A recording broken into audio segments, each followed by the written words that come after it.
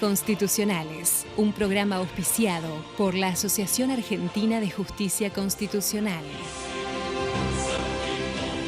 Bienvenidos a Aires Constitucionales, espacio de la Asociación Argentina de Justicia Constitucional bajo la presidencia del doctor Patricio Maraniello. Pueden seguirnos en nuestra página, redes sociales, escribirnos directamente a nuestra dirección de mail y encontrar todos nuestros programas en nuestro canal oficial de YouTube. En el marco de una causa en la cual la Cámara Federal de Apelaciones de Mar del Plata ordenó a una obra social, revocando parcialmente la sentencia de primera instancia, a la reafiliación de una amparista, abonando una cuota mensual equivalente a la de un afiliado nuevo sin enfermedades preexistentes, con un valor diferencial que sería determinado por el agente de salud conforme el trámite establecido por la normativa aplicable al caso, valor diferencial en virtud de las enfermedades o de la enfermedad que padecía la amparista y que no había sido declarado oportunamente por ella. La obra social se alza contra este pronunciamiento e interpone un recurso extraordinario por considerar que se encontraba en juego la interpretación de normas federales y vulnerados sus derechos a la libre contratación, ejercer toda industria lícita, el derecho de propiedad, debido proceso, contraría el principio de legalidad y de seguridad jurídica consagrados por la Constitución Nacional y las convenciones internacionales. Interviene entonces el procurador fiscal Víctor Abramovich, quien señaló no encontrar en la sentencia una coincidencia sustancialmente mayoritaria respecto de la solución de la materia de debate, sí respecto de la parte dispositiva. Pero esto no es suficiente para dotar a la sentencia de todos los requisitos necesarios para considerarla un acto judicial válido. Entonces, también resultaba innecesario, en la opinión del procurador fiscal, de analizar los agravios respecto de los derechos que habían sido mencionados por la obra social.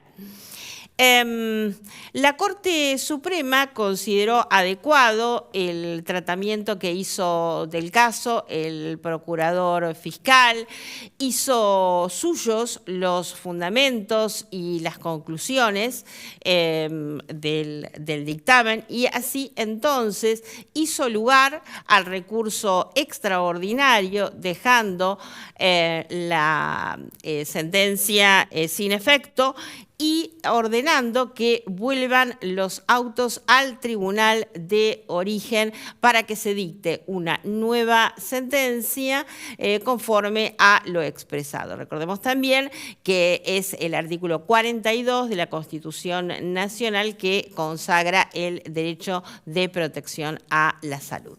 Bueno, dicho esto, vamos a una breve pausa y ya volvemos con más Aires Constitucionales. Aires Constitucionales, un programa auspiciado por la Asociación Argentina de Justicia Constitucional.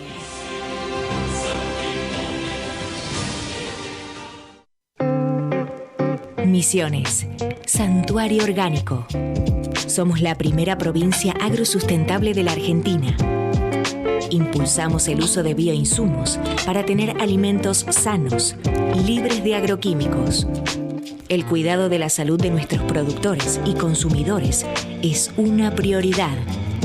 Somos un santuario orgánico. Gobierno de Misiones. Alfa 2000 Soluciones Informáticas, empresa líder en software para comercio exterior, presenta la firma digital para firmar todo tipo de documentación de una forma práctica y segura. Software a medida para todo tipo de operaciones. Comuníquese al 4345-5150. www.alfa2000.com.ar.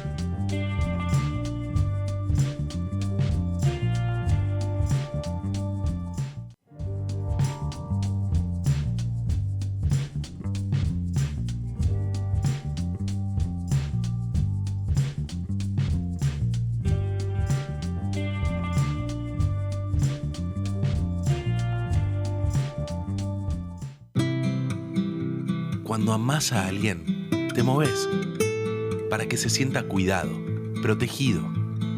Cuando amás lo que haces, te moves, te ocupás y no te rendís hasta obtener lo mejor. Cuando creces para brindar todo lo bueno que tenés adentro, te moves. Por eso en OSME nos movemos con lo último y lo mejor, para vos y tu familia, porque vos nos movés. OSME, tu salud nos mueve. Vivamos Vicente López.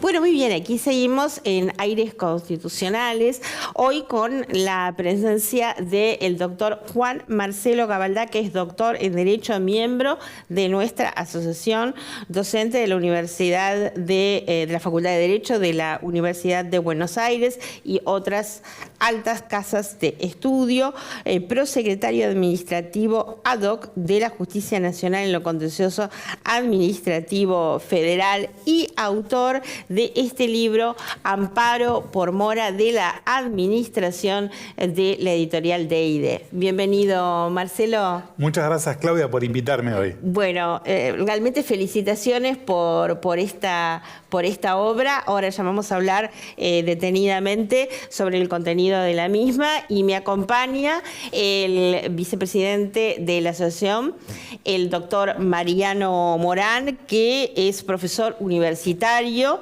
experto en función judicial. ¿Cómo estás, Mariano? Muy bien, Claudia, muchas gracias por invitarme. No, por favor.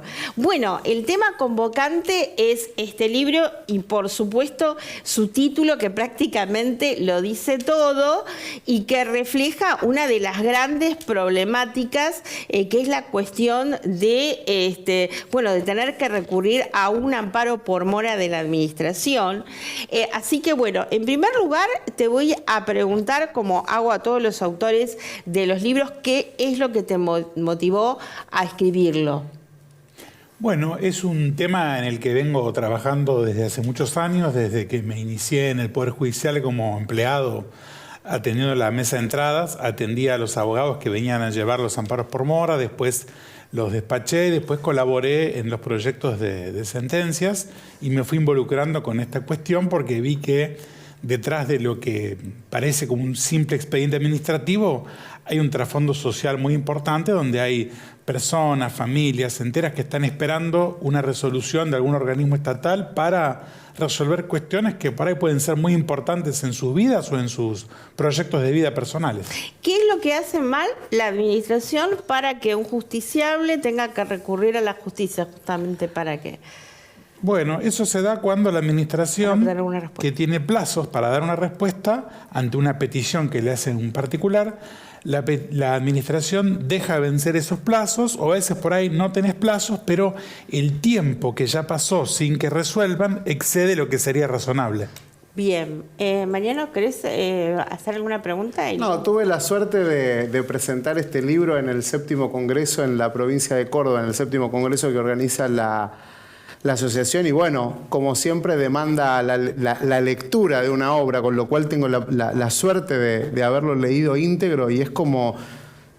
Para mí es casi como una obra literaria, porque él describe todo el padecimiento que tiene un justiciable al momento de tener que recurrir, porque lo que hay que también distinguir es que esto es un amparo que se realiza en el marco, o sea, que se le pide a la justicia en el marco de un proceso administrativo que va por otra vía, es decir, yo por ahí me presento, él lo sabrá definir mejor, pero me presento con un tema y como la administración no se expide, tengo que lamentablemente recurrir a la justicia para esto, para buscarle ni siquiera una respuesta, o sea, no voy a encontrar una solución, sino es la intimación, la conminación a la administración a que se expida, por sí o por no. Claro.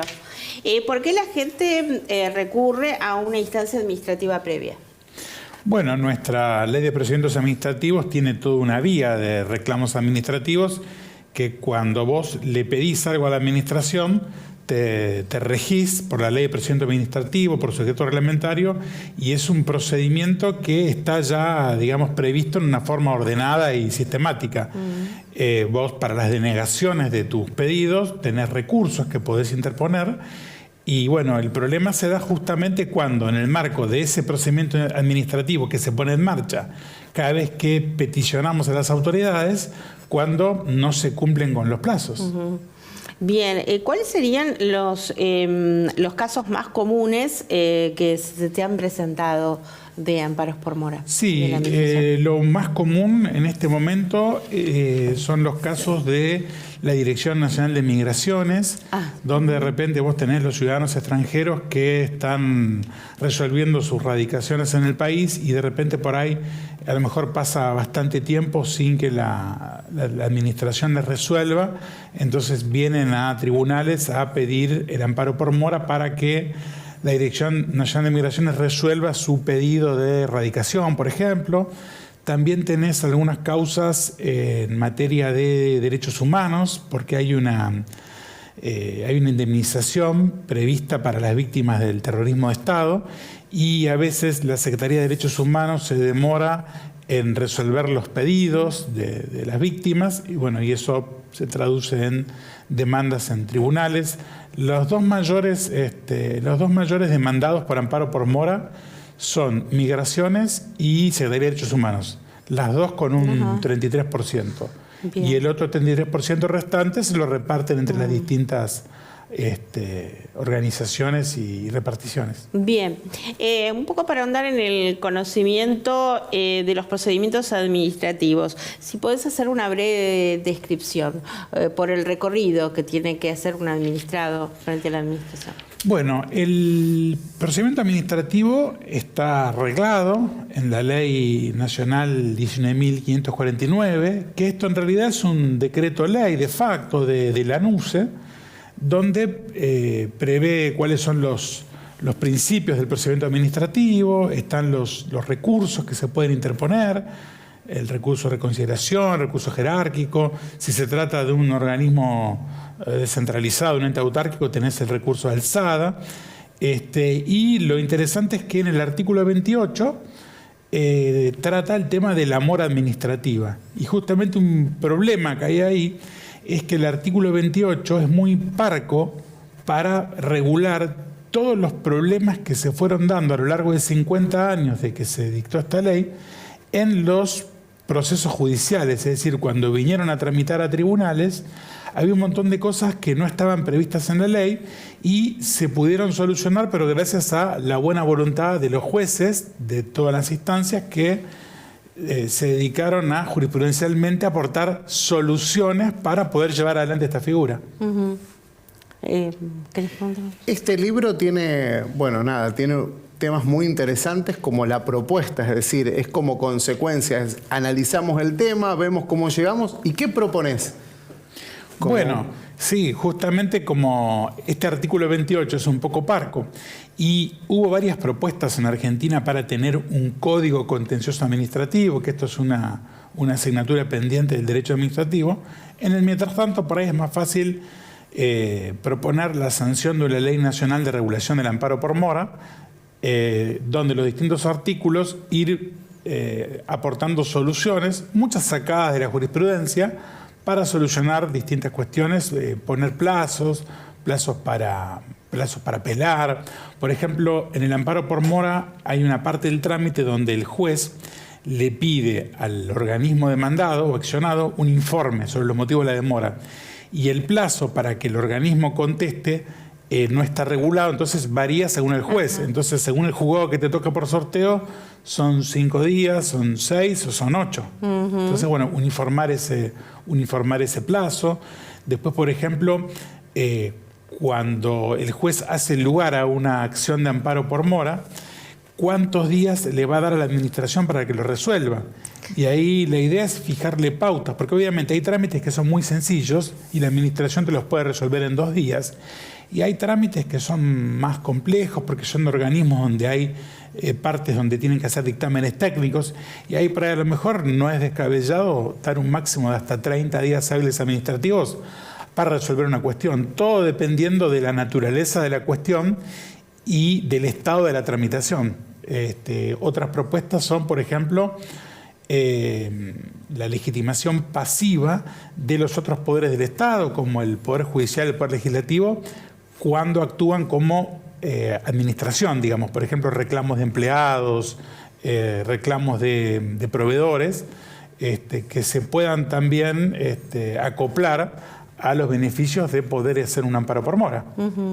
Claro, es decir, ahí vos proponés, nos salimos de la esfera del Poder Ejecutivo, donde también esta ley o esta propuesta incluiría a los demás poderes en tanto cuestiones administrativas. Claro, porque el Poder Judicial de la Nación y el Poder Legislativo ejercen también la función administrativa. Obviamente la función preponderante del Poder Judicial es dictar fallos, y la del Poder Legislativo es sancionar leyes. Pero para poder funcionar tienen una estructura con empleados, oficinas, la burocracia lógica que necesita cualquier organismo para funcionar, y ahí hay una función administrativa que queda fuera del amparo por mora, hoy. Hablemos un poquito de plazos. Cuando estamos hablando de mora de la administración, ¿de qué plazos estamos? ¿Cuándo entra en mora la administración? Bueno, tenemos 2 cuestiones acá. Si está previsto normativamente, ya sea por la ley de procedimiento administrativo o por algún procedimiento especial, son los plazos que están específicamente previstos en cada norma. Y si no hay plazo,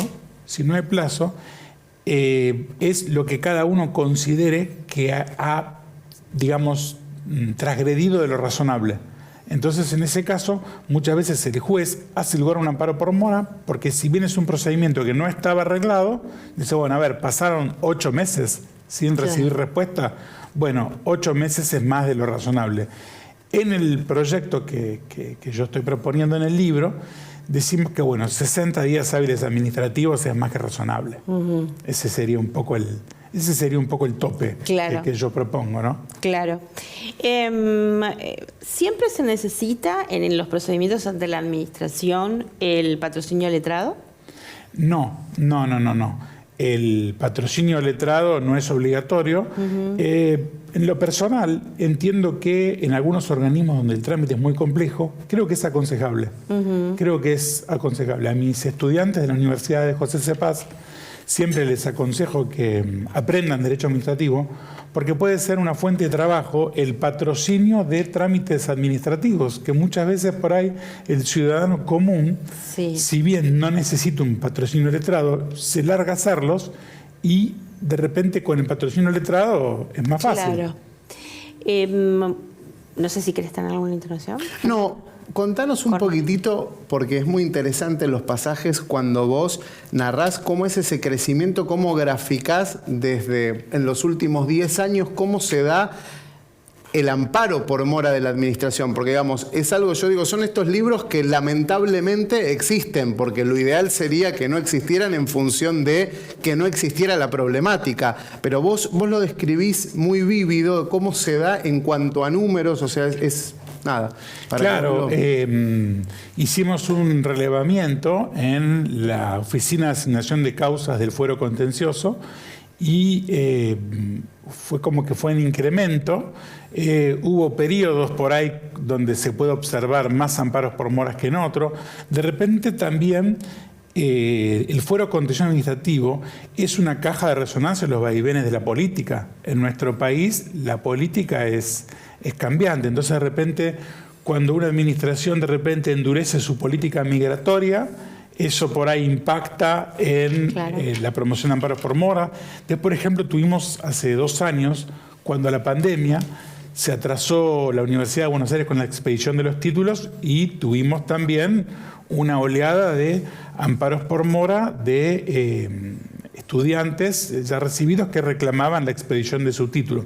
Ahora se desvirtuó un poco y ya hay varios amparos por mora que, digamos, a la mínima demora, el plazo que tiene la universidad para expedir los títulos es muy corto y a la primer demora ya vienen con el amparo por mora y eso como desnaturaliza un poco. Sí.